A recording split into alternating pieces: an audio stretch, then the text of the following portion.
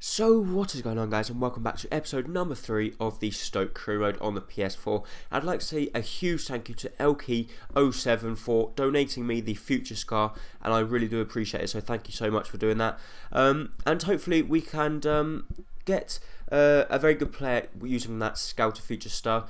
My voice might sound a little bit different today because I do not feel very well at all. I've got a really bad cold and I cannot breathe through my nose, so you might hear some snuffling throughout the video, but I'm sorry about that. But I thought you guys probably prefer the snuffling than not having no video whatsoever. So as you see here, we do get a Scout monthly report, and the player that we are going to be bringing in, or the player that we have been given, is a player from England. His name is Kevin Edwards, and he's got an 81 to 94 potential, and his overall is 53 to 67. So hopefully that potential will hopefully go up, and his overall will go up. So hopefully when I do pick him up, which might be next season or at the beginning of this, or in the middle of this season, I should say, hopefully he will be able to help me improve my squad very, very much, as we have got a few injuries at this moment in time, and we want to keep going using our squad, which isn't the strongest squad in the Barclays Premier League. But I suppose we knew that when we was taking over Stoke, and we couldn't really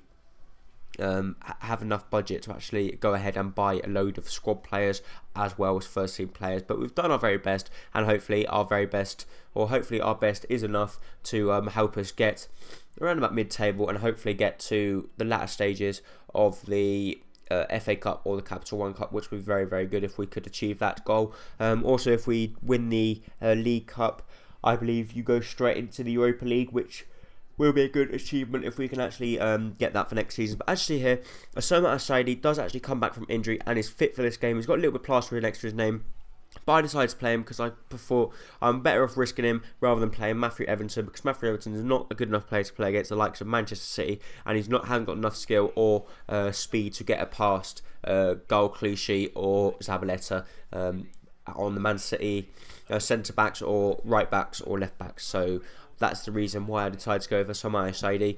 And actually here, we are playing at the Britannia Stadium up against a very, very difficult side, and the Barclays Premier League champions. Surprisingly, Pantilimon is actually in goal, so which is a little bit, which I'm pretty happy about, to be honest, because I obviously prefer Pantilimon in goal rather than Joe Hart, because I think Pantilimon is nowhere near as good as Joe Hart.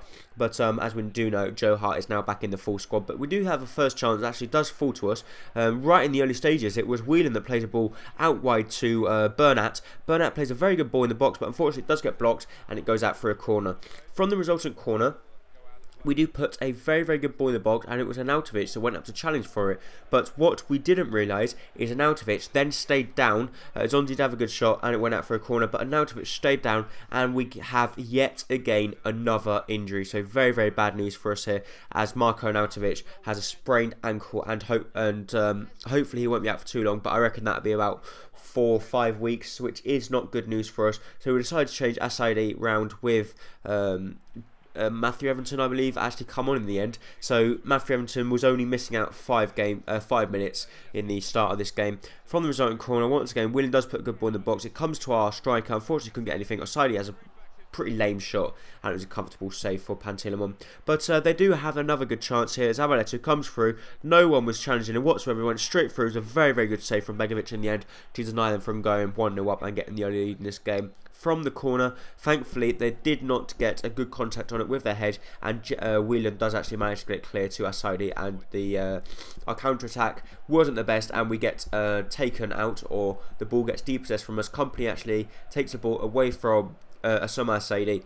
They do have a good chance here with Clichy. Clichy actually runs down the wing, plays the ball to Jovetic. Jovetic plays a good ball to Aguero. Aguero is one-on-one with Begovic, but thankfully Begovic put him under enough pressure to actually make him force him to put it wide.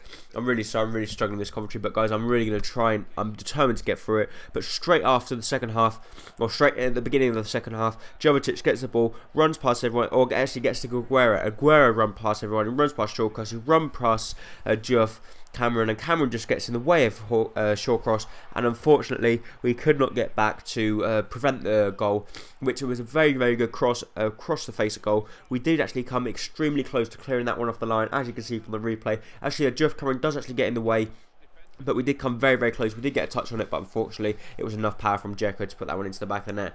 But we do have a very good chance here. The ball gets played to John Guidetti. John Guidetti is 1-on-1 with Pantilimon, and look at that for a finish from John Guidetti. Absolutely astonishing finish from him in the 79th minute, up against his the club that actually is Mummy Club, whatever you want to call him. The club that actually owns him, because he's only on loan with us, and it was a lovely, lovely goal, which dented Man City's hopes of going top of the Premier League, even though it's only the 4th game that we're playing, but it still dented their hopes, and it's a very, very good goal off the post. Pantilimon, the 6'6" frame of him, had no chance whatsoever to get across to that one, and John Guidetti does extremely well to get across and hit that one first time, and what a fantastic goal it was, and lovely, lovely. I was just extremely pleased when John Guidetti scored that, and we did in fact have the chance to steal all 3 points. We play a lovely ball over the box, it comes to Nzonzi, and Nzonzi should have actually played it square, which would be a tap in for Nzonzi thought he could do it all alone, and it resulted in he couldn't actually do it all on his own, which is a little bit disappointing that we didn't actually snatch the 3 points in the end. But that was how the game finished, but it's still not a bad result. 1-1 against Manchester City is a very, very good result in my eyes, and I was very pleased with the performance from the lads. The only downside to that performance is the injury to Arnautovic, which isn't very good news, to be honest, as Arnautovic is in my plans, long-term future plans, and I really do not want players like him injured, especially when we had Sami Asaidi injured. We then had Stephen Ireland also got injured, and now Arnautovic. So 3 first-team players have got injured. Thankfully, Asaidi has come back, and as you see there, 4 weeks Arnautovic is going to be out for, which is really not good news. And Asaidi is just saying thank you for playing him in that game, which he is fully welcome because he played extremely well in that game. But our fixtures do not get any easier up against the next team, which is Arsenal. It's the Gunners, the team that I do not like, but I do like some of their players. Oxlade-Chamberlain, Aaron Ramsey and Jack Wilshere are my 3 favourite players at Arsenal. I absolutely adore them, and I think they are absolutely incredible players, and hopefully they can really help England in the World Cup this year. But as you know, we are sitting in 4th place on 8 points, so we're doing very well. We're sitting 1 point in front of Arsenal, which is always good to see. And hopefully we can go ahead and try and get something from this game. It's going to be pretty difficult at the Emirates, but we're going to give it our all. But we do get a very good chance here. John Guidetti runs past everyone, runs past Sagna, and just keeps running.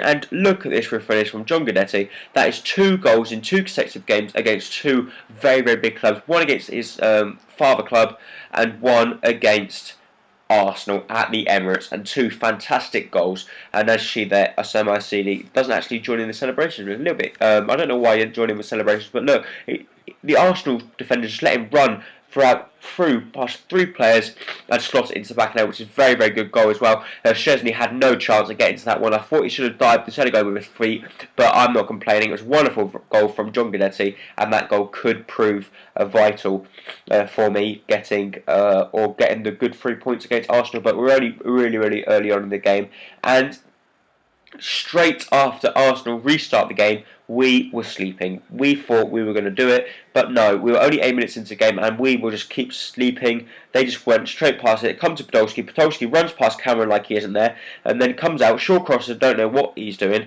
They run straight past. I tried to block the cross, I thought he was going to cross it, but no, Podolski had the nerve to go across goal, and it's pretty much a mirror goal to what we had just scored with John Guidetti, and it was a very, very good goal, to be honest, from Podolski, but I thought that should have been prevented by Shawcross coming across, or Geoff Cameron coming across and preventing him from running past 2 players and slotting it past Begovic into the net. And Begovic did actually get very, very close to that one, but unfortunately didn't get close enough.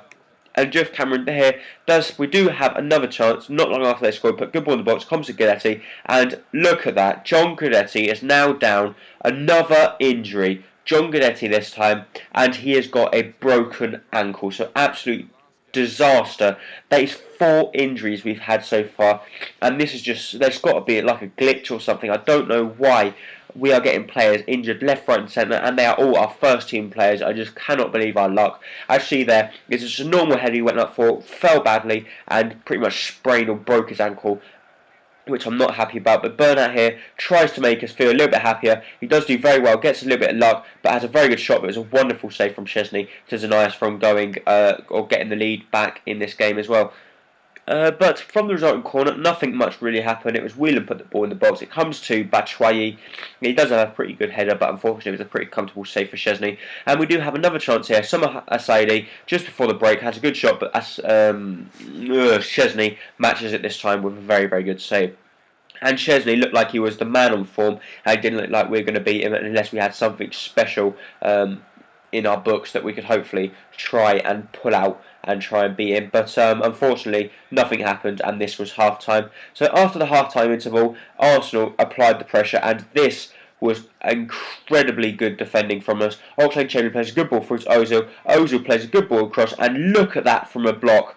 That was Ryan Shawcross on the line, an absolutely amazing block from Ryan Shawcross. They do have another good chance here. Ramsey plays a ball to Ozil. Ozil plays a ball back to Ramsey, and Ramsey hits the post. And we were living on very, very thin wire here. And thankfully, we did survive and got the point that really could help us.